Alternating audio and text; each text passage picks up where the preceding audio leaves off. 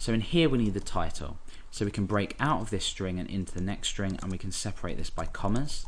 And what we are doing is we are saying result title. Okay, so because we are down here using this key title, we can now access that through results as title. Okay, so like when we did print R, if you're not sure at this stage what's going on, stick with that print R and have a look at exactly what's going on, and look where the arrays are inside that other array and which key that they're at.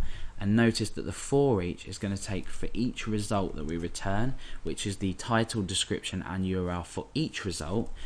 Result now equals another array. Okay, so result itself is an array as well as results. So we're accessing the title key of this array using result, square brackets and title.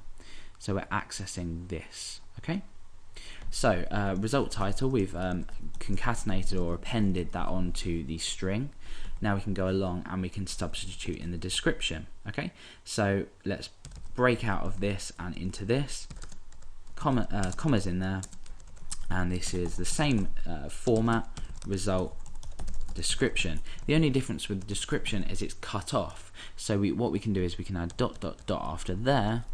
This space won't be taken into account, obviously, dot dot dot, and then that'll add a dot dot dot after the description. Okay, so let's go ahead and do the URL. So this is going to look a bit messy, but if you know how to concatenate and join extra strings and variables onto Echo, that would help. But I'm going to go ahead and try and explain it as easy as I can. So we break out of this string here. Remember, we're using double quotation marks inside single quotation marks, which is acceptable. Then we comma, and then we say result URL. So this has formed the reference part, if you like. So the link that's actually we're going to go to. And what we can also do is come in here and we can say target equals blank, and blank, and that will open up the link in a new window. So that's part of HTML. And in URL we need to do exactly the same thing. Okay, we just say result URL. So now that that's done, we can run the search and see how that's formed together from the results from each part of the array.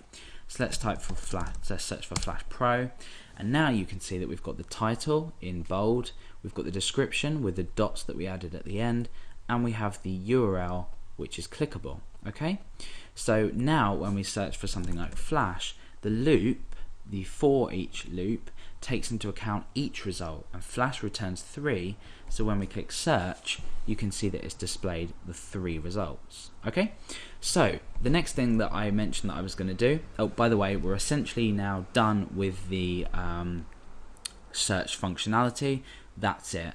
If you want to learn how to now get rid of this S if you were only returning say 1 result, then follow along the rest of the tutorial. Otherwise the rest of the search engine is done. So 1 result, we've got a problem here. We've got 1 result, we need result. So what we can do is we can come up here and we can create, let's go ahead up here and create a new variable called suffix equals nothing, okay, or nothing like that. So a suffix is what we're going to add to the end of this result here,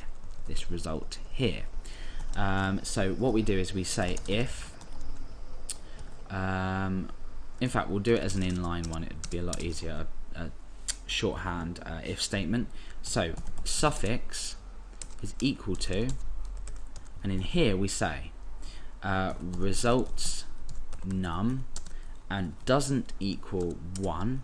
So if it doesn't equal 1, then the suffix is going to equal s. Okay, otherwise nothing. Okay, so if the results num is 2, then the suffix is equal to s.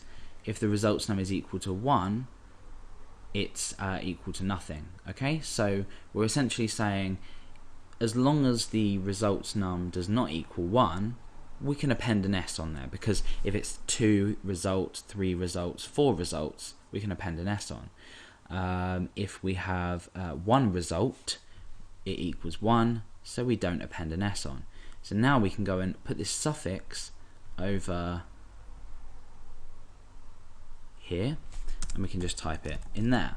Okay, so what I've done, oh, we need to break out of this actually, so let's break out of that and back in there, suffix. Okay, so we are just typing in result, but then we're leaving it up to this line here to detect and add an S here or nothing there. So let's go ahead and search for Flash. So your search for Flash returned 3 results. We've appended the S on. If we just type Flash Pro, 1 result, because the result number was 1 and we didn't append an S on. So that's the search engine tutorial, all done, all over and done with. Remember, you can find the index.php starting code, which is just a blank XML document, or sorry, XHTML document, and you can also find the data that I've shown in my database also as an SQL query, which you can just click on the SQL tab, paste straight in, run the query, and this data will be here for you to follow along the tutorial. Okay, so that's it, and we finished creating our search engine.